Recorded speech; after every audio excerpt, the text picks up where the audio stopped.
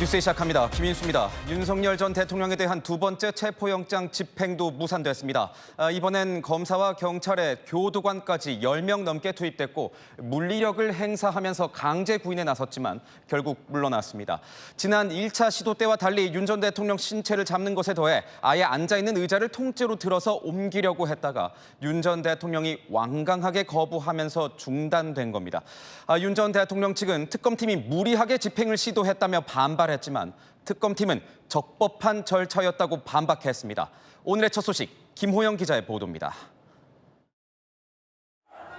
오전 7시 50분쯤 김건희 특검팀 차량이 서울구치소로 들어갑니다. 지난 1일에 이어 엿새 만에 윤석열 전 대통령에 대한 체포영장 집행에 나선 겁니다. 윤 전 대통령 변호인단에 따르면 체포영장 집행은 옷을 입고 나오면 변호사를 불러주겠다는 구치소 요구에 윤 전 대통령이 응하면서 구치소 출정과장 사무실에서 이뤄졌습니다. 변호인단은 8시 25분쯤 특검과 구치소 측 관계자들, 변호인들이 출정과장 사무실로 들어갔는데 이때 구치소 기동팀 직원 10여 명이 앉아있던 윤 전 대통령의 팔과 다리를 들기 시작했다고 주장했습니다. 윤 전 대통령이 완강히 저항하자 아예 의자를 들고 차량에 탑승시키려 했다면서 이때 윤 전 대통령이 땅바닥에 떨어지며 허리가 의자 다리에 부딪혔고 팔이 빠질 것 같다 제발 좀 놔달라고 호소해 강제력에서 겨우 벗어났다고 밝혔습니다. 변호인단은 물리력 행사가 여러 차례 걸쳐 계속됐다며 문홍주 특검보가 현장에 전화를 걸어 스피커폰으로 10여 명이 한 사람을 못 데리고 나오느냐는 취지로 질책했다고도 밝혔습니다. 특검은 영장 집행 100분 만에 부상을 우려해 영장 집행을 중단하고 구치소를 나섰습니다. 특검이 발부받은 체포영장 기한은 오늘까지입니다. 수사팀은 내부 논의를 거쳐 영장 재발부 여부를 결정할 방침입니다. 채널A 뉴스 김호영입니다. 윤석열 전 대통령 측은 이번 체포영장 집행 과정을 참혹했다고 표현했습니다. 당시 윤 전 대통령이 팔이 빠질 것 같다, 제발 좀 놔달라고 해서 겨우 벗어났다면서 이번 강제 구인 자체가 가혹행위라고 주장했습니다. 그러면서 오늘 벌어진 상황에 대해 법적 책임을 묻겠다며 고발을 예고했습니다. 유준 기자의 보도입니다. 윤석열 전 대통령 변호인단은 물리력을 동원해 체포하려던 당시 상황이 참혹했다고 주장했습니다. 정신적 충격이 올 정도로 심각했습니다.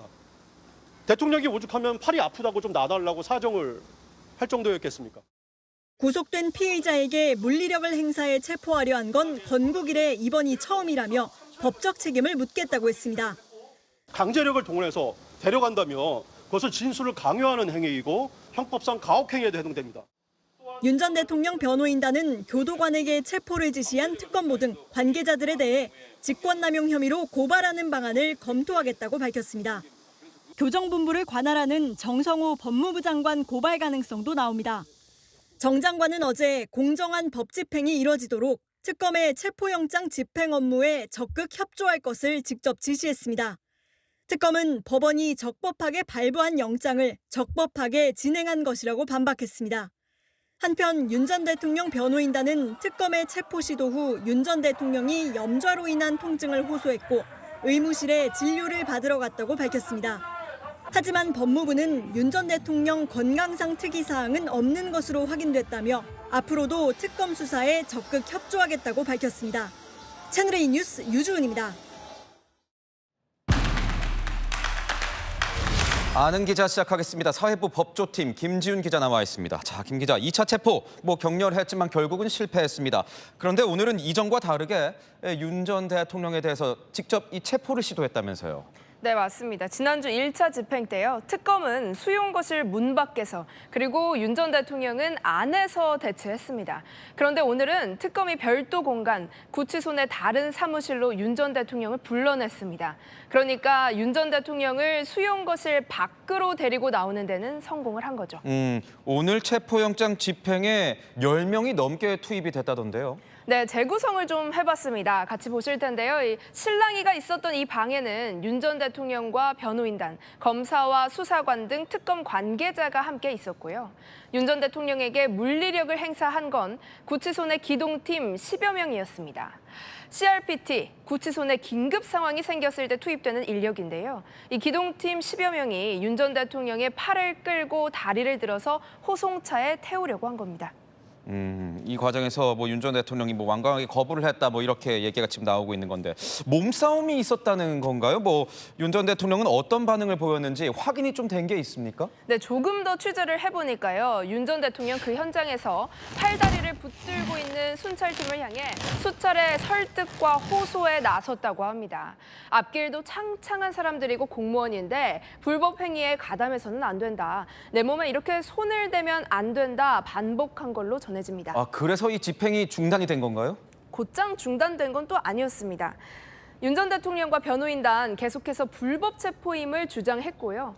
구치소 측은 문홍주 특검보에게 전화를 걸어서 보고하고 재차 집행 지휘를 받았습니다. 문 특검보 1차 때와 달리 오늘은 현장에 가지를 않았거든요. 그러니까 구치소 관계자들이 어떻게 하면 되겠느냐 뭐 특검보에게 물어봤다는 건데 그러면 어떤 반응이 나왔습니까? 네, 문 특검보 스피커폰으로 지시를 한 걸로 전해집니다. 그러니까 일종의 원격 지휘를 한 건데요. 구치소 관계자들에게 당장 집행하세요라고 했고 윤석열 전 대통령이 여기에 저항을 하자 구치소 관계자들이 다시 한번 지휘를 해주십시오라고 하니까 재차 지시합니다. 당장 집행하세요. 이렇게 3-4차례 실랑이를 이어간 걸로 파악이 됐습니다. 지금 보면 윤 전 대통령이 어깨가 빠질 것 같다 이렇게 호소를 했다는 거예요. 도대체 그 당시는 어떤 상황이 벌어진 겁니까? 네, 문 특검보 지휘를 받고요. 구치소 측은 윤 전 대통령이 앉아있는 의자를 통째로 끌어내려고 시도를 했습니다. 힘 겨루기가 계속해서 이어지다가 의자에 앉아있던 윤 전 대통령 결국 바닥에 떨어져 엉덩방아를 찧은 걸로 전해집니다. 이 과정에서 윤 전 대통령은 너무 세게 붙잡아서 팔이 빠질 것 같다. 제발 놔달라 이렇게 말도 했다고 하는데요. 결국 부상 위험을 이유로 2차 체포영장 집행도 중단이 됐습니다. 윤 전 대통령은 정말 부상을 입은 겁니까? 의자와 함께 팔을 붙들려 있었으니까요. 그 집행 과정에서 통증은 있을 수 있는 상황이었습니다.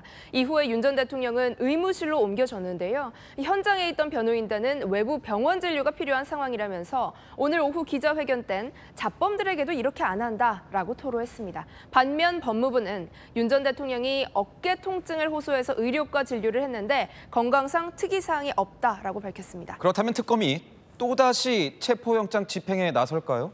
체포영장 기한은 오늘까지입니다. 영장을 새로 발부받는 것도 검토 중인데요. 문제는 오늘 물리력을 써도 데려오는데 실패했는데 다음번엔 다른 방법이 마땅히 없다는 겁니다. 윤 전 대통령 오늘도 특검 측에 조사 받으러 간다고 해도 진술 거부권 행사할 거다 여러 번 말했다고 합니다. 특검에서 어떤 선택을 할지 지켜봐야 할 것 같습니다. 네, 김지훈 기자와는 조금 뒤에 이야기 더 나눠보도록 하겠습니다. 이런 가운데 어제 김건희 여사를 소환해 조사했던 특검팀은 김 여사에 대한 구속영장을 청구했습니다. 자본시장법 위반, 정치자금법 위반, 알선수재 혐의입니다. 전현직을 떠나서 대통령 부인에게 구속영장이 청구된 건 이번이 처음입니다. 그리고 만약 영장이 발부되면 전직 대통령 부부가 동시에 수감되는 헌정사상 초유의 사태가 연출될 수도 있습니다. 송진섭 기자의 보도입니다. 김건희 여사 구속 여부가 다음 주 판가름날 전망입니다. 오늘 오후 1시 21분 김건희 씨에 대한 구속영장을 청구하였습니다. 수사팀이 어제 단 한 차례만 조사하고 바로 구속영장을 청구한 겁니다. 특검이 김 여사 구속영장 청구서에 기재한 혐의는 총 3가지입니다. 도이치모터스 주가 조작에 가담했다는 의혹은 자본시장법 위반, 여론조사를 무상으로 제공받았다는 명태균 공천 개입 의혹은 정치자금법 위반 혐의를 적용했습니다. 건진법사를 통해 가방 등 고가 사치품을 받은 의혹엔 특가법상 알선수재 혐의가 있다고 봤습니다. 어제 조사한 내용 중 나토 순방 당시 착용한 목걸이를 재산 신고하지 않았다는 공직자윤리법 위반 혐의는 빠졌습니다.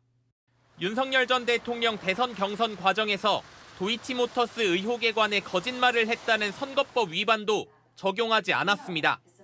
특검은 법이 정한 구속영장 청구 요건이 다 충족된다고 판단해 청구했다고 밝혔습니다. 김 여사가 어제 조사에서 단답형으로 혐의 대부분을 부인해 더 이상 진술을 받는 게 큰 의미가 없다고 판단한 겁니다. 특검은 김 여사가 각종 의혹에 관한 물증이 있는데도 혐의를 부인하고 있어 증거인멸 우려가 있다는 주장을 펼칠 예정입니다. 구속심사는 다음 주 화요일 서울중앙지법 정재욱 영장전담 부장판사 심리로 열립니다. 채널A 뉴스 송진섭입니다. 특검팀은 김건희 여사 첫 소환 하루 만에 전격적으로 구속영장을 청구했습니다. 앞서 보신 것처럼 김 여사가 어제 조사에서 혐의 일체를 부인하자 추가 조사 없이 영장을 청구한 건데 이 구속영장을 청구할 수밖에 없다고 판단한 이유, 이기상 기자가 취재했습니다. 어제 조사에서 특검과 김 여사는 도이치모터스 의혹과 관련해 가장 큰 의견차를 보였습니다. 특검은 김 여사에게 계좌를 관리했던 증권사 직원 녹취록을 제시했습니다. 주식 관리인에게 40%의 수익을 주기로 했다고 말하는 내용입니다. 검찰 재수사에서 최근 발견한 녹취록으로 주가 조작 수익을 나누는 대화가 아니냐는 정황 증거로 꼽혔습니다. 김 여사는 녹취록이 있으니 대화한 건 맞을 것 같다면서도 수수료 같은 상세한 내용은 기억이 나지 않는다고 주장한 걸로 알려졌습니다. 명태균 씨 공천 개입 의혹과 관련해선 여론조사 결과를 받아본 것은 맞다고 인정했습니다.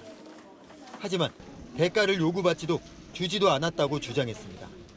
명 씨가 전달한 여론조사를 실행한 업체인 P&R을 언급하면서는 언론사 아니냐고 반문하며 알지 못한다는 반응이었던 걸로 전해집니다.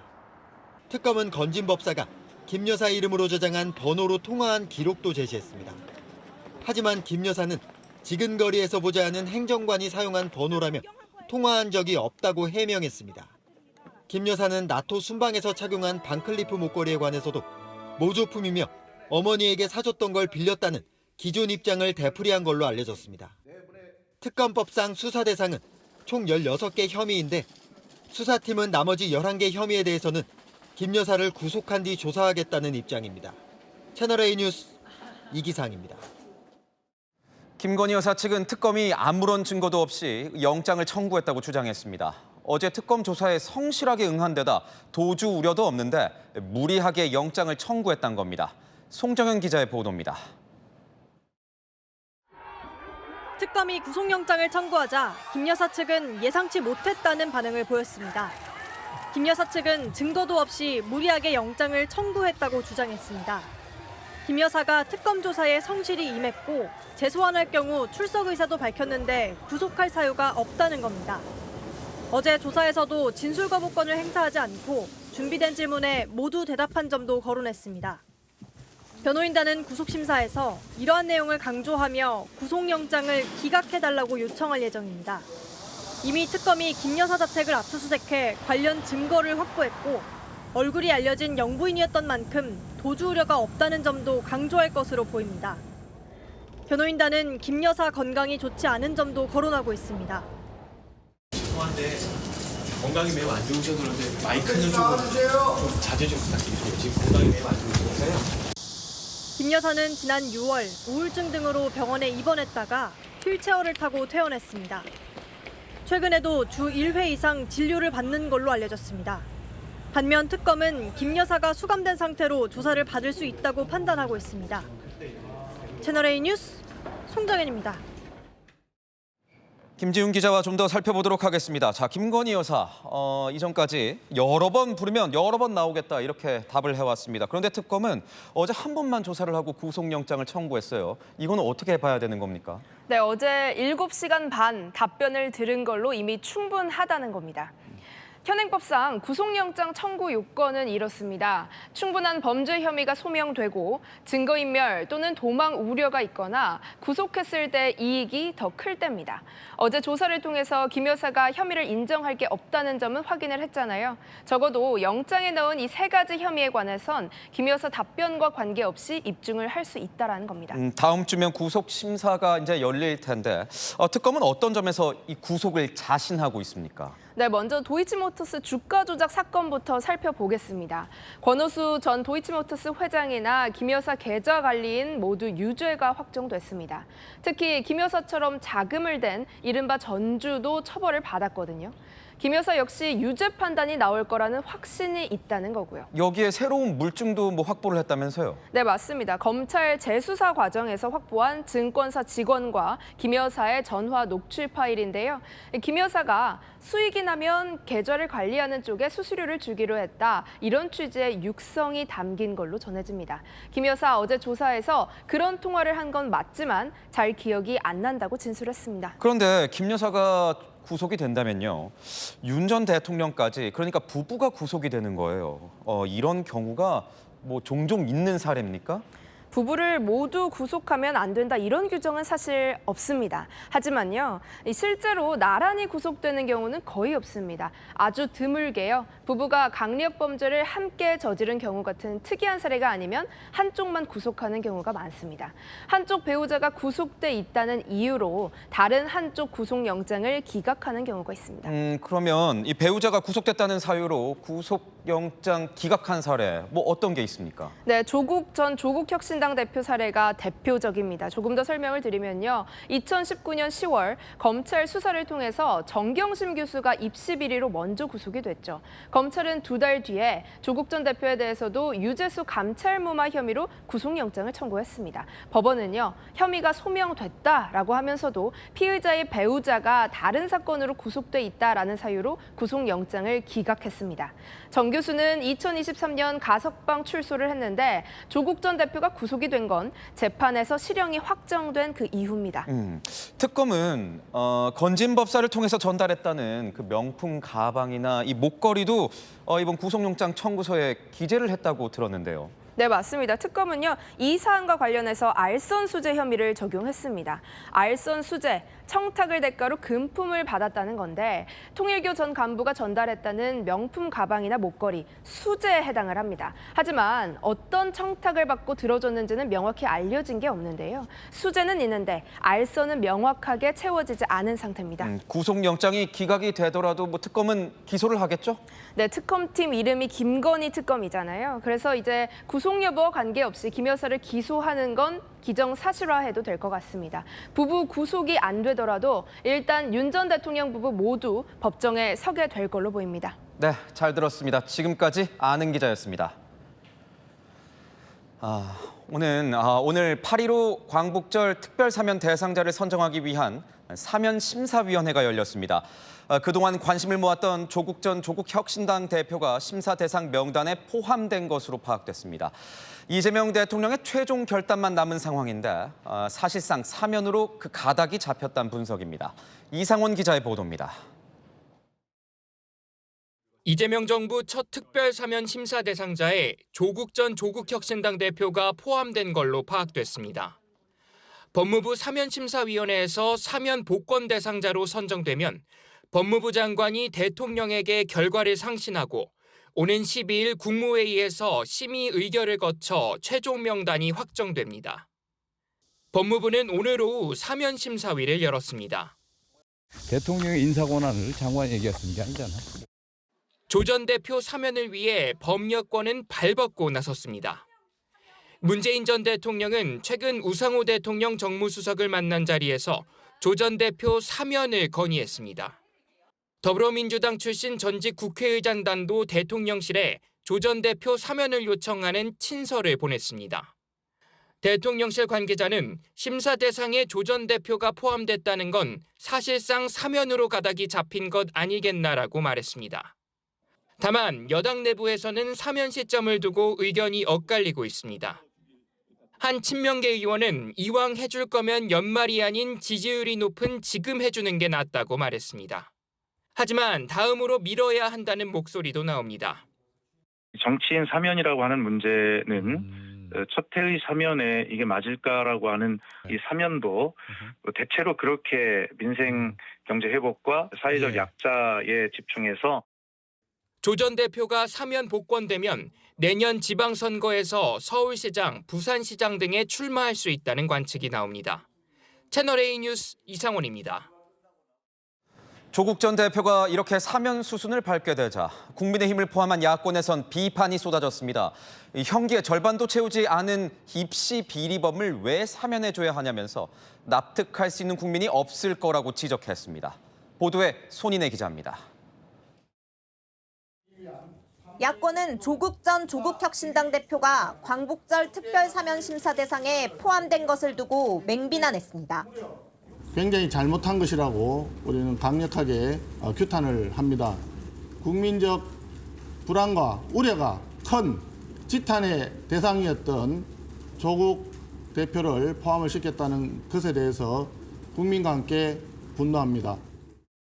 국민 통합을 위한 민생사범 사면이 아닌 분열을 부르는 사면이라는 겁니다. 특히 개인 비리의 정치적 사면은 맞지 않다고 날을 세웠습니다. 가족의 입시와 관련된 그런 개인적인 비리와 관련된 문제였던 걸로 알고 있습니다. 정확히 어떤 부분에 대해서 이 정치적인 사면이 필요한 것인지를 국민들이 좀 이해하지 못하고 있습니다. 이재명 대통령과 조국혁신당 사이 부당거래라는 주장도 나왔습니다. 주진우 국민의힘 의원은 SNS에 지난 대선에서 조국혁신당이 이 대통령의 당선을 돕고 들이민 계산서에 결제한 것이라며 내로남불 시즌2라고 비판했습니다. 징역 2년 실형이 확정된 조 전 대표가 아직 형기를 절반도 못 채운 점도 문제 삼았습니다.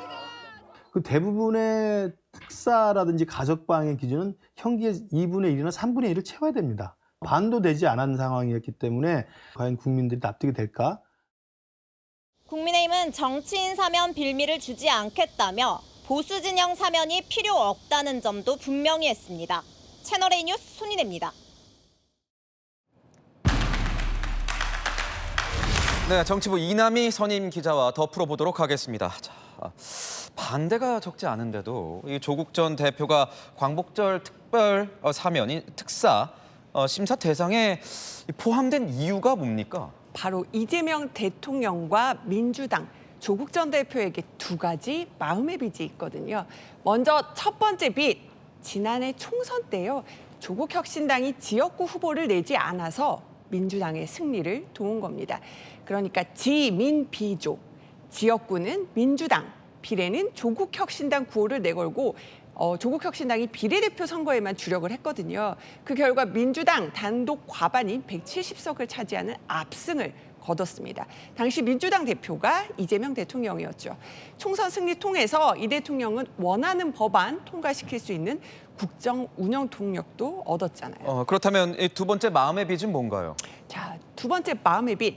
조국 혁신당은 지난 대선 때 대선 후보를 내지 않고 이재명 대통령을 지지했습니다. 그러니까 총선 승리부터 이 대통령 당선까지 결국 조국 혁신당의 기여가 있었다는 겁니다. 혹시 또 다른 이유가 있나요? 그러니까 여권과 조국 혁신당에서는 조국 전 대표 사면 주장하면서 이런 논리를 펴니다. 조 전 대표는 윤석열 정권이 자행한 검찰권 남용의 피해자라고요.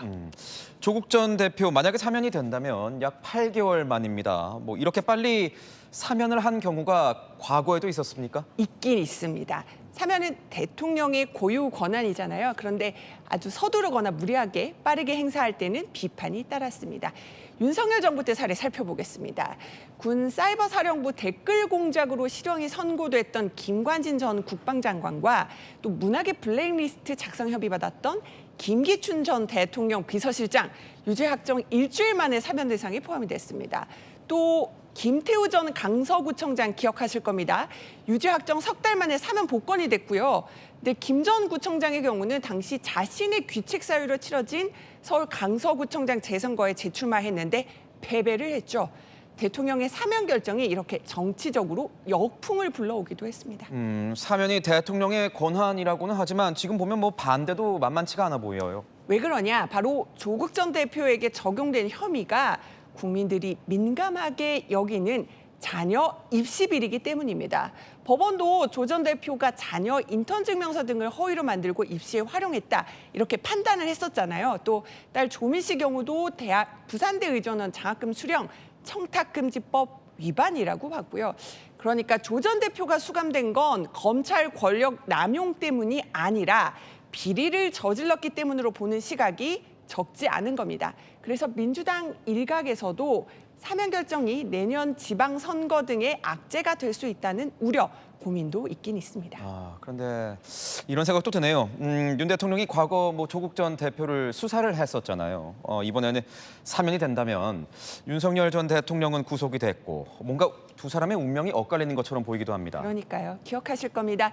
2019년 8월이죠. 당시 조국 민정수석이 법무부 장관 후보자로 지명이 되면서 윤석열 검찰총장이 이끌던 검찰이 전방위 수사에 나섰습니다. 당시 조 전 대표 부인 정경심 씨는요. 소환 조사도 없이 사문서 위조죄로 기소가 됐고 그해 10월 구속이 됐습니다. 또 또 조 전 대표는 지난해 12월 구속됐는데 사면 결정이 나면 8개월 만에 풀려나는 겁니다. 그런데 조 전 대표를 수사했던 윤 전 대통령이 지난달 재구속이 됐고요. 김건희 여사는 공교롭게도 광복절 특사 사흘 전인 12일에 구속 여부가 판가름이 납니다. 두 사람의 악연과 엇갈린 운명도 정치권에 관심을 모으고 있습니다. 네, 잘 들었습니다. 지금까지 이남희 선임 기자였습니다. 이춘석 의원의 주식 차명 거래 의혹을 둘러싼 파장이 오늘도 이어졌습니다. 국민의힘은 이춘석 게이트로 규정하고 당론으로 특검법을 발의했습니다. 모든 국회의원과 대통령실 전 직원에 대해 차명재산 전수조사를 실시하자며 공세 수위를 높였습니다. 최승현 기자입니다. 이춘석 게이트 특검 도입하라는 현수막이 회의장에 걸려 있습니다. 국민의힘이 오늘 오후 긴급 의원총회를 소집해 이춘석 차명 게이트 특검법을 당론으로 발의했습니다. 경찰은 이춘석 의원 개인의 일탈 행위로 꼬리 자르기 할 가능성이 많고 수사를 순식간에 종료시킬 가능성도 있습니다. 이에 따라 우리 국민의힘에서는 107명 국회의원의 뜻을 모아 이춘석 게이트 특검법을 당론으로 발의하기로 했습니다. 특검의 수사 대상으로 이 의원뿐만 아니라 국정기획위원회 위원과 전문위원 등도 포함됐습니다. 모든 국회의원을 대상으로 차명 재산을 전수조사하는 내용도 함께 담겼습니다. 이 의원의 사태는 빙산의 일각일 것이라며 조사 확대 필요성을 계속해서 강조하는 겁니다. 이춘석 게이트 특검 추진 전에 국정기획위원회뿐만 아니라 대통령실 전 직원에 대한 전수조사를 지시해야 합니다. 민주당 윤리심판원은 이 의원뿐만 아니라 보좌관 차모 씨도 제명 사유가 있다고 밝혔습니다. 이 의원 제명 카드에 이어서 강도 높은 조치를 재차 취하며 여론을 주시하는 모양새입니다. 채널A 뉴스 최승현입니다. 국민의힘 차기 당대표 선거는 4파전으로 치러지게 됐습니다. 본격적인 경선 레이스가 시작됐는데 첫날부터 윤석열 전 대통령 재입당 여부를 놓고 단아파와 혁신파 2대2 구도로 갈리며 기싸움을 벌였습니다. 김민곤 기자입니다. 가나다 순으로 말씀드리겠습니다. 먼저 당대표 본경선 진출자입니다. 김문수, 안철수, 장동혁, 조경태. 국민의힘 당대표 후보가 4명으로 추려졌습니다.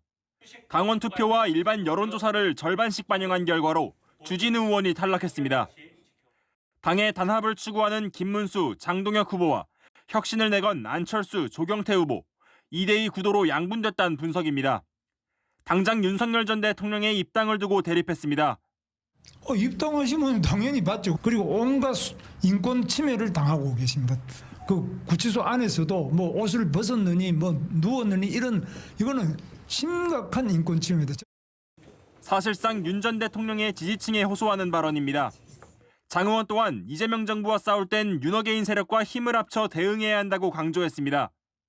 안 후보와 조 후보는 곧장 맹공을 퍼부었습니다. 안 후보는 페이스북을 통해 친전환길 당대표 후보의 윤어게인 본색이 드러났다며 참담한 말씀이라고 비판했고, 조 후보도 제정신인지 모르겠다며 즉각 후보직을 사퇴하고 정계를 떠나라고 지적했습니다. 당 최고위원 본선 후보로는 12명의 후보 중 4명이 탈락해 8명이 진출했습니다. 채널A 뉴스 김민곤입니다. 효도수당, 장수수당, 또 서울 사는 노인에게 버스비를 전액 지원한다. 어르신들 이런 가짜 정보에 속지 마셔야겠습니다. 가짜 영상이 확산되면서 주민센터 직원들이 애를 먹고 있다는데요. 김동아 기자가 보도합니다. 주민센터 직원과 어르신 사이에 실랑이가 한창입니다. 무슨 일인지 직접 다가가 봤습니다. 제가 잘 모르는 내용이라서. 그걸 딴 사람 아니잖아. 딴 사람한테 그러고요. 가짜 정보가 많아서. 가짜 정보에서 정보를 안 믿어요. 우리도. 그런데 이거는 되게 먼저부터 이미 나왔어요. 8월달에 지은 거라고 그래서 나왔어요. 제가 모르는 리가 없어요. 지자체에서 어르신 교통비를 지원한다는 내용의 온라인 가짜 정보를 보고 찾아온 겁니다. 보통 노인네들 75세 넘는 사람들은 지금 빨리 달려서 다녀. 이런 일이 비일비재하니 주민센터는 안내문까지 부착했습니다. 하루에 많이 오셨을 때는 한 30명도 넘게 왔었던 것 같아요. 유튜브만 무조건 믿고 여기는 준다는데 왜 모르는 거 아니냐, 왜 안 주냐 이런 식으로. 서울시에서 어르신 교통비를 지원하는 자치구는 단 2곳뿐입니다. 교통비뿐 아니라 효도수당이나 장수수당을 준다는 가짜 정보도 온라인 쇼폼으로 만들어져 확산 중입니다. 사실관계가 틀린 정보가 퍼지는 사이 지자체 행정력만 낭비되고 있습니다. 채널A 뉴스 김동아입니다. 네, 캠핑객이 공중 화장실 전기를 무단으로 끌어다 사용했습니다. 모두에게 개방된 곳이라 해도 엄연한 절도 행위인데요. 지자체는 이 캠핑객을 찾아 손해배상을 청구할 예정입니다. 강경모 기자가 취재했습니다. 주차된 캠핑카 뒤로 노란색 전기선이 보입니다. 선을 따라가 보니 공중 화장실 내부 전기 콘센트에 연결돼 있습니다. 캠핑객이 공중 화장실 전기를 사용하고 있는 겁니다. 돈도 필요한 건데 그거는 그렇게 하면 안 되죠. 자기네들이 캠핑장 가가지고 전기를 거기서 돈 내고선 아니면 태양열 발전기를 설치를 해가지고 쓰고. 이 모습을 포착한 누리꾼은 실제 처벌받을 수 있는 사안인데도 당당한 태도로 전기를 사용하는 차주인의 배짱이 놀랍다고 적었습니다. 다른 누리꾼들도 신고해야 한다, 명백한 절도죄라며 꼬집었습니다. 형법상 전기도 재물로 보기 때문에 무단으로 사용할 경우 절도죄에 해당합니다. 속초시는 해당 캠핑카 주인에게 손해배상을 청구할 계획입니다. 손해배상이 청구 가능하면은 그냥 뭐 시간 계산해서 구상권을 청구하든지 뭐 그런 결정까지 다 생각하고 있습니다. 저희가. 속초시는 주차장 CCTV를 통해 캠핑카 차량 번호를 확인했으며 조만간 경찰에 고발하기로 했습니다. 채널A 뉴스 강경모입니다. 농사 짓는 사람이 이래도 되겠습니까? 중국산 농산물을 직접 재배한 것처럼 속여 농협 하나로마트에 되판 농민이 적발됐습니다. 무려 3년간 이렇게 팔아왔습니다. 김대욱 기자입니다. 단속원이 수입 참깨라고 적힌 마대자루에서 포장된 참깨를 꺼냅니다. 그런데 참깨 비닐 포장 겉면에는 로컬 푸드라고 써 있습니다. 수입 각 사온 건 다 이제 소포장돼 있다 이 얘기죠? 농가 창고에서 발견된 참깨, 팥, 녹두는 모두 중국산. 이 중국산 농산물은 농협 하나로마트 로컬 푸드 매장 2곳으로 공급됐습니다. 70대 농민은 중국산 농산물을 자신이 직접 재배한 것처럼 속여 3년간 8천만 원어치를 팔았습니다. 국내산은 중국산에 비해 많게는 3배 이상 가격이 높습니다. 보통 국내산은 한 참깨 같은 예를 들면 한 22,000원, 그리고 수입산은 그 가격에 한 3분의 1 가격이라고 보시면 됩니다. 중국산 참깨와 국내산 참깨입니다. 시료 검사를 하지 않는 한 육안으로 구분이 어렵습니다. 농협 하나로마트 측도 원산지를 제대로 검증하지 못했습니다. 수시로 방문하고 있거든요. 근데 저희가 보지 못하는 부분에서 숨긴다고 하면은 그 부분을 확인하지 못할 것 같습니다. 농산물 품질관리원은 전국 로컬 푸드 매장을 대상으로 원산지 점검에 나서기로 했습니다. 채널A 뉴스 김대욱입니다. 네, 오늘 추적은 폭우가 쏟아진 날 떼죽음 당한 소 이야기입니다. 지난달 충남 예산에 내린 기록적인 폭우로 수백 마리의 소가 목숨을 잃었는데요. 자연재해가 아니라 인재였다는 지적이 나오고 있습니다. 무슨 일이 있었던 건지 정성원 기자가 추적합니다.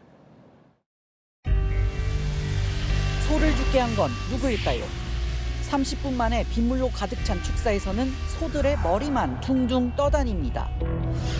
축사박도 제방이 터져 순식간에 물바다로 변합니다. 이날 이 지역에서 최소 600마리의 소가 유실됐습니다. 자식 같은 소를 잃은 농민들은 인근 저수지를 탓합니다. 미리 물을 빼놓지 않아가지고 지금 이 사단이 난 건데 얼마나 진짜 불통이 터져요. 축사 인근에는 농업용수를 공급하기 위해 농어촌 공사가 관리 중인 저수지가 있습니다. 폭우가 쏟아지기 전 저수지 물을 미리 비워놓지 않은 게 피해를 키웠다는 겁니다. 군수도 비가 내리기 전 공사에 전화해 저수지 물을 더 빼놓자고 요구했지만 별다른 조치는 없었습니다. 저수지를 좀 낮춰서 나중에 담을 수 있는 그릇을 좀 넓혀놔라. 저수율을 40%대로 갖고 있어도 충분히 공급할 수 있는 여건은 된다고. 화살이 향한 저수지로 가봐야겠습니다. 책임론에 반발합니다. 피해가 발생한 곳은 저희가 관리하는 예당저수지 하류 무안천이 아니고 다른 갈래인 삽교천 후계에서 저수지 물을 방류하면 무안천을 따라 삽교천과 만나는데 피해 지역은 물길이 만나기 전인 삽교천 상류라 방류와는 상관없다는 겁니다. 주민들은 황당하다는 반응입니다. 아산만이 닫혀 있었기 때문에 삽교천으로 역류를 해버렸고 뚝이 이미 무너진 상황에서 그 물로 인해서 피해가 극대화가 됐다는 게 이날 저수지에서 최대 초당 1,400톤의 물을 방류했는데 물이 잘 빠지지 않는 만조대였다 보니 결과적으로 물 수위를 더 높여 피해를 키웠다는 주장입니다.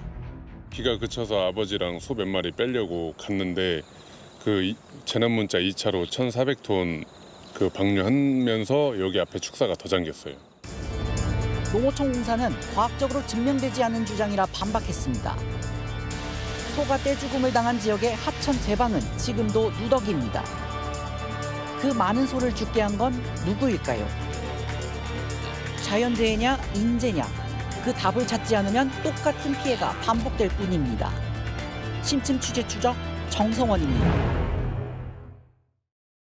네, 우리 시각으로 오늘 오후 1시 1분부터 미국이 세계 각국에 매긴 상호 관세가 발효됐습니다.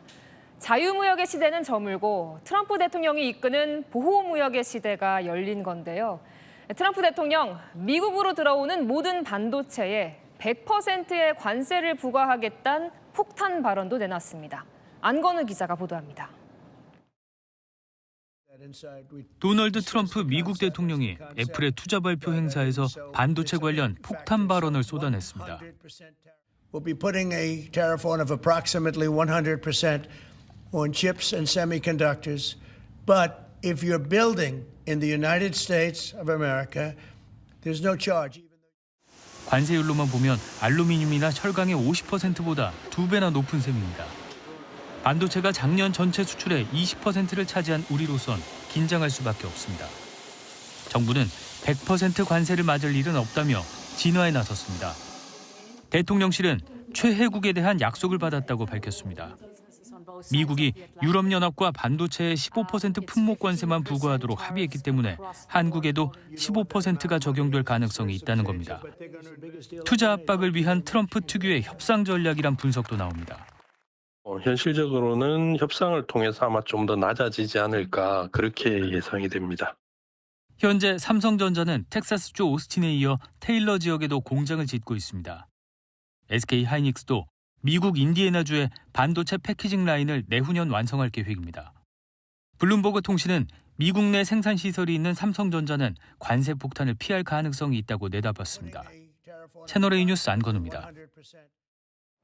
자, 그런데 우리처럼 미국과 상호 관세 15%에 합의한 일본이 발칵 뒤집혔습니다. 최종 세율이 15%인 줄 알았더니 그게 아닐 수도 있다는 건데요. 일본 정부 부랴부랴 관세 협상 대표를 미국에 급파했습니다. 어떻게 된 일인지 도쿄에서 송찬욱 특파원이 보도합니다. 미국 상호 관세가 발효되기 13시간 전인 현지 시각 6일 오전 11시.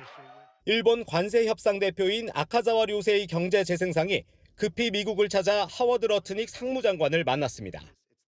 일본은 지난달 상호 관세율을 15%로 미국과 합의하면서 최대 15% 적용이라는 특례 약속을 받았다 밝혔는데 미국 연방관보 개제 내용엔 빠졌기 때문입니다. 既存の関税率が 15% 以上の品目には課されません。また 15% 未満の品目についても 15% が上限となります。 이로 인해 일본은 관세 폭탄을 피하기가 어려워졌습니다. 컵라면을 미국에 수출할 때 미국과 자유무역 협정을 맺은 한국은 0%였던 관세율이 15%가 됩니다. 기존 6.4% 관세를 내던 일본은 특례국에 지정됐다면 15%만 내면 되지만 21.4%까지 오르게 되는 겁니다. 우려가 커지자 일본 정부는 진화에 나섰습니다. 日米間に齟齬はないことを米側に確認してきております。措置を直ちに取るよう求めております。 일본이 핵심 성과로 내세운 자동차 관세의 인하도 언제 실시될지 불투명해 불안감은 커지고 있습니다. 일본 언론들은 정부가 미국과 공식 문서를 작성하지 않아 애매한 합의가 되고 있다면서 우려를 나타냈습니다. 도쿄에서 채널A 뉴스 송찬욱입니다. 네, 이재명 대통령과 트럼프 미국 대통령의 첫 정상회담이 오는 25일 열릴 걸로 보입니다. 이 대통령 취임 82일 만인데요. 두 정상이 처음 마주하는 자리지만 과제가 산적한 만큼 단순 상견례에 그치진 않을 걸로 보입니다. 이준성 기자가 보도합니다. 이재명 대통령과 도널드 트럼프 미국 대통령의 첫 정상회담은 오는 25일로 최종 조율 중입니다. 양국의 서로 교감이 완성된 날짜로 결정이 되면 당연히 언론에 먼저 알리겠습니다.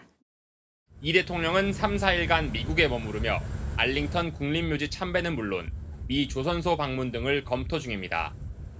이번 회담에선 지난달 31일 타결된 관세 협상을 구체화하고 한미동맹과 국방비 증액 등 외교 안보 현안을 중점적으로 다룰 전망입니다. 협상 과정에 특히 미국이 추진하는 동맹 현대화가 최대 쟁점입니다.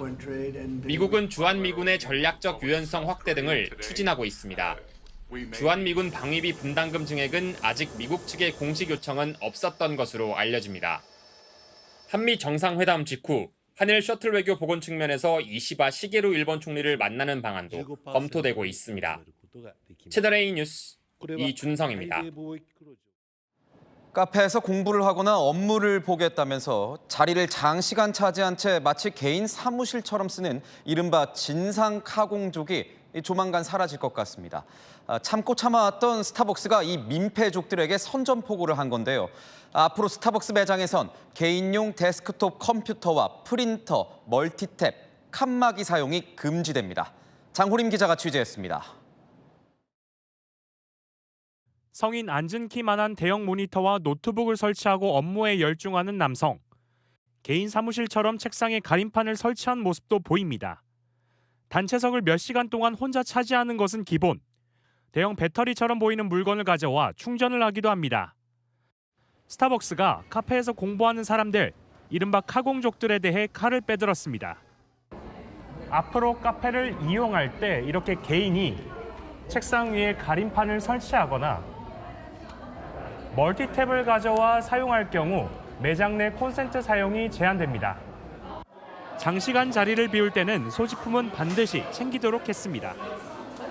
이런 내용이 담긴 고객 안내문을 매장에 게시하고 이를 어기는 손님에겐 매장 직원이 금지된 행위라고 직접 알립니다. 고객들 반응은 대체로 긍정적입니다. 일단 저는 공감하는 것 같아요. 다 같이 쓰는 공간이니까 한 사람이 너무 이제 다 이렇게 사용해버리면 또 남들도 피해를 보고 이러니까. 스타벅스 측은 방문 고객들에게 쾌적하고 편리한 매장 경험을 제공하기 위한 것이라고 밝혔습니다. 개인 카페들 역시 카공족 대응에 적극적입니다. 도시락을 싸오시거나 외부 음식 취식을 약간 금지하고 20분 이상 나갔다 오시면 이제 자리 정리 부탁드리고 있고요. 노트북 사용을 금지하거나 아예 콘센트를 막아둔 곳도 있습니다. 카페들의 대응으로 일부 카공족의 도 넘은 행동이 근절될 수 있을지 주목됩니다. 채널A 뉴스 장호림입니다. 6.27 대출 규제 이후 주춤했던 서울 집값이 다시 들썩이고 있습니다. 주택담보대출 한도를 6억 원으로 제한한 지 6주 만에 서울 아파트 가격 상승폭이 다시 커졌습니다. 벌써 규제 효과가 다한 걸까요? 배정현 기자가 보도합니다. 서울 마포구에 위치한 총 530채 규모의 한 아파트 단지입니다. 전용 면적 84제곱미터 기준으로 올해 초 16억 원대에 머물렀지만 지난 6월에는 20억 5천만 원에 거래되며 최고가를 경신했습니다. 이 아파트는 6.27 대출 규제 이후 실거래가가 소폭 내려가면서 20억 원에 거래됐는데요. 하지만 지난주 20억 6,500만 원에 팔리면서 규제 시행 직전 가격대까지 회복했습니다. 더 많이 치밀하게 뭔가 준비하고 있을 거라 우리가 지금 못 사게 바뀌기 전에 사야 될 것 같아. 한강벨트를 중심으로 집값 반등이 일어나면서 서울 아파트 평균 매매 가격은 대출 규제 이후 6주 만에 상승폭이 다시 확대됐습니다. 규제 이후 관망세가 이어지는 가운데 입주 물량 감소에 대한 우려와 금리 인하 기대감이 맞물렸다는 분석입니다.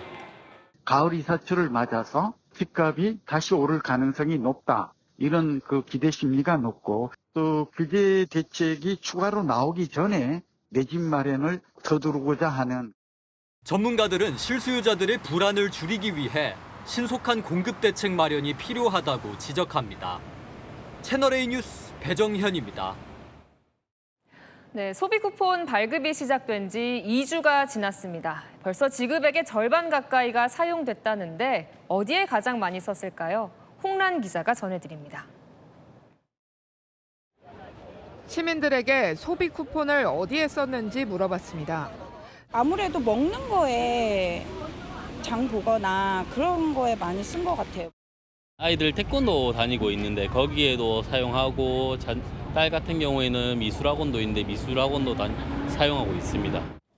정부 분석 결과 소비 쿠폰 발급 2주 만에 절반가량인 2조 6,518억 원이 쓰였습니다.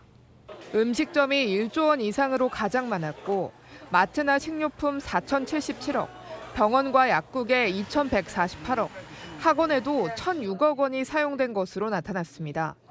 평소 같으면 주저에 쓸 옷이나 화장품을 사고 피부 관리를 받는 경우도 적지 않았습니다. 문의 많이 주시고 많이 들어오세요. 필러 위주로들 많이 오세요. 아니면 윤곽 주사, 보톡스. 렌즈 살 때도 많이 썼었고 피부과나 그런 병원 쪽에서도 트러블이나 잡티 관리 중 소비 쿠폰이 있으니까 좀 거리낌 없이 쓸 수 있었던 것 같아요. 실제 의류 잡화와 병원 약국 등의 항목에서 지난해 대비 매출액이 각각 16.7%, 8.5% 오른 것으로 나타났습니다. 채널A 뉴스 홍란입니다. 트럼프 대통령의 관세 폭격에 마치 어제의 적이 오늘의 동료가 되는 의외의 장면이 펼쳐지게 됐습니다. 스마트 시장의 라이벌 삼성과 애플이 자동차 업계의 라이벌 현대차와 GM이 손을 맞잡습니다. 우현기 기자가 보도합니다. 삼성전자 광고에 등장한 손흥민 선수가 사과를 한 입 깨물곤 그대로 믹서기에 던집니다. 사과가 갈리더니 잠시 뒤 주스로 변합니다. 당시 삼성이 사과가 상징인 애플을 저격했다는 해석이 나왔는데 애플도 삼성을 겨냥한 듯한 광고를 내놨습니다. Mapping the structure of the galaxy. Now that's hard work. Not a fan of the galaxy. 이처럼 신경전을 벌여온 업계 라이벌 삼성과 애플이 이번엔 손을 맞잡았습니다. 애플이 삼성과 협력해 미국 오스틴 삼성 공장에서 차세대 칩을 개발 중이라고 발표한 겁니다. 스마트폰 카메라로 사진을 찍으려면요. 우리가 보는 장면을 전기 신호로 바꿔주는 이 이미지 센서가 필요합니다. 업계에서는 삼성이 애플 스마트폰 카메라에 들어갈 이 핵심 부품을 만들 걸로 추정하고 있습니다. 현대차도 경쟁사인 GM과 함께 중남미와 북미 시장용 차량 5종을 공동 개발하기로 했습니다. 항상 변화무쌍한 경영 환경에 놓여 있기 때문에 이전의 적이 현재 파트너가 될 수 있고. 미국발 관세 위기 속에 국내 기업들이 경쟁사들과 손잡고 새로운 돌파구를 찾고 있다는 분석이 나옵니다. 채널A 뉴스 우현기입니다. 뉴욕 맨해튼 한복판에서 마차를 끌던 말이 폭염에 지쳐 숨졌습니다. 이번이 처음도 아니라는데요. 동물 학대 논란도 불거지고 있습니다. 장하연 기자입니다. 도심 한복판에 말 한 마리가 쓰러져 있습니다. 눈을 뜨고 누워있지만 꼼짝도 하지 않습니다. 옆에는 안장이 널브러져 있습니다. 현지 시각 그제 오후 미국 뉴욕 맨하튼 센트럴파크 인근 교차로에서 관광객용 마차를 끌던 15살 암말 레이디가 폐사하는 일이 발생했습니다. 현지 보도에 따르면 레이디는 뉴욕에서 마차를 끌기 시작한 지 6개월밖에 되지 않았는데 폭염 속에서 일을 하다 마곡간으로 돌아가던 중 숨을 거둔 것으로 알려졌습니다. 뉴욕에서는 3년 전에도 마차를 끌던 말이 무더위에 쓰러져 안락사된 바 있습니다.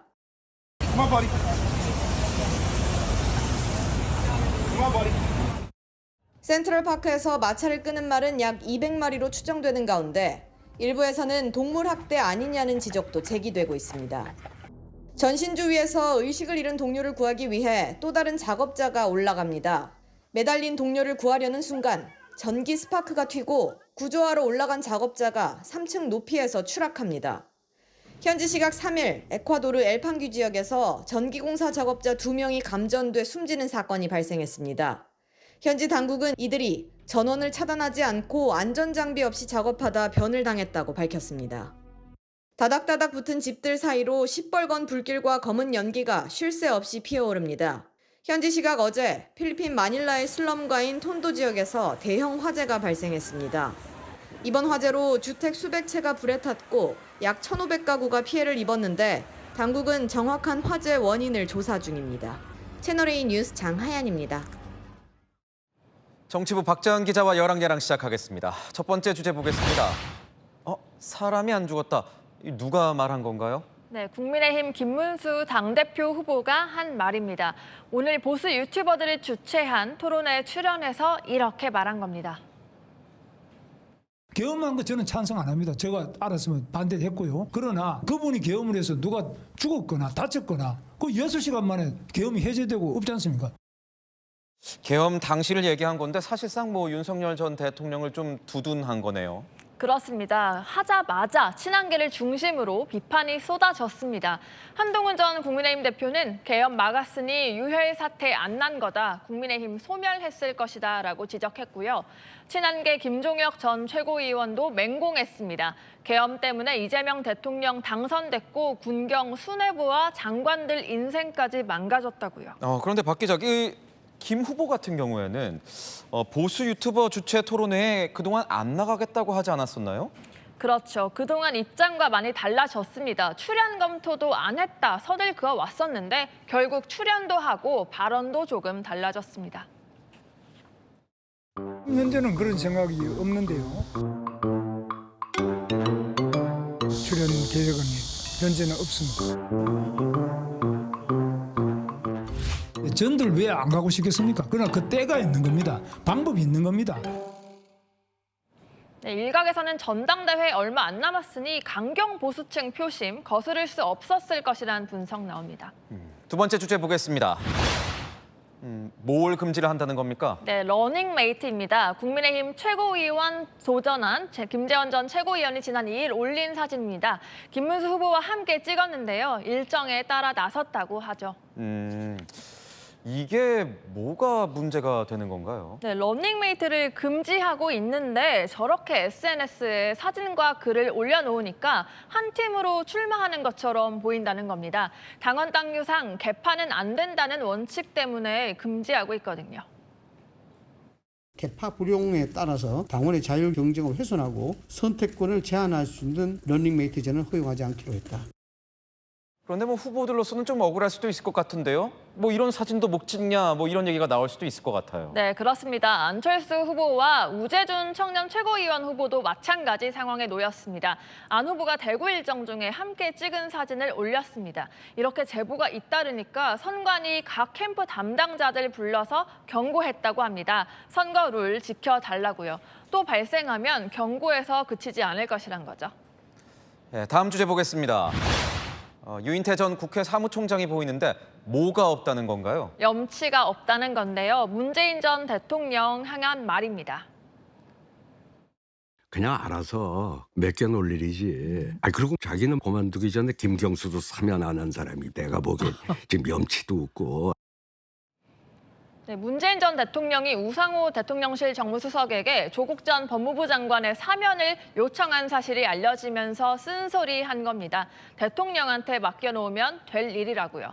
조국 전 대표 사면 안 하면 대통령실이 오히려 타격받을 수 있다는 거죠. 정청래 민주당 대표도 오늘 문재인 전 대통령을 만났어요. 또 사면을 요청했나요? 오늘은 일체 언급이 없었다고 합니다. 사실 저희 취재진도 사면 얘기가 나오지 않을까 예의주시했습니다. 그런데 정 대표 그동안 조 전 대표 사면에 신중론 보여왔었거든요. 문 전 대통령과 온도차가 있을 것으로 예상이 했는데 사면 이야기는 오가지 않았다고 합니다. 조국 전 대표 사면 결국 대통령 최종 결심만 남아있다고 하죠. 옆에서 왈가왈부하기보다 국민이 납득할 수 있느냐가 가장 중요하지 않을까요? 네, 잘 들었습니다. 지금까지 열왕야랑이었습니다.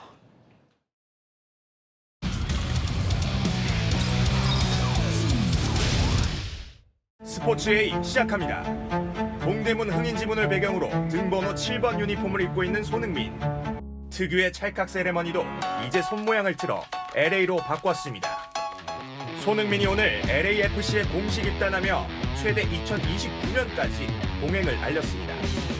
로스앤젤레스라고 하면은 한인분들이 정말로 많고 또 커뮤니티가 정말 큰 걸로 알고 있는데 그런 분들을 또 더 자랑스럽게 만들어야 되는 게 제가 해야 될 목표라고 생각을 하기 때문에 LAFC 홈구장엔 한글로 환영합니다란 대형 걸개가 걸렸고 7번 손흥민 유니폼 판매도 시작됐습니다. 손흥민은 0에서 시작하지만 마무리는 항상 레전드가 되고 싶다며 LA에서의 각오를 밝혔습니다. 라젠카 자신의 등장곡과 함께 파란 유니폼을 입고 나온 삼성 라이온즈 오승환이 그라운드에 작별을 고했습니다. 은퇴를 하고 나서 오승환이라고 하면 저런 불펜 투수 또는 저런 마무리 투수가 있었네라고 회상을 한 번 더 할 수 있는 그런 선수로 남고 싶고요. 1982년생인 오승환은 프로 21년 동안 한미일 통산 549세이브를 기록하며 최고의 마무리 끝판왕으로 불렸습니다. 삼성은 오승환의 등번호 21번을 영구 결번하기로 했습니다. 오늘은 가을의 시작이라는 입추입니다. 다만 절기가 무색하게 여전히 남부에 폭염특보 발효 중이고요. 앞으로 더 확대될 가능성이 있습니다.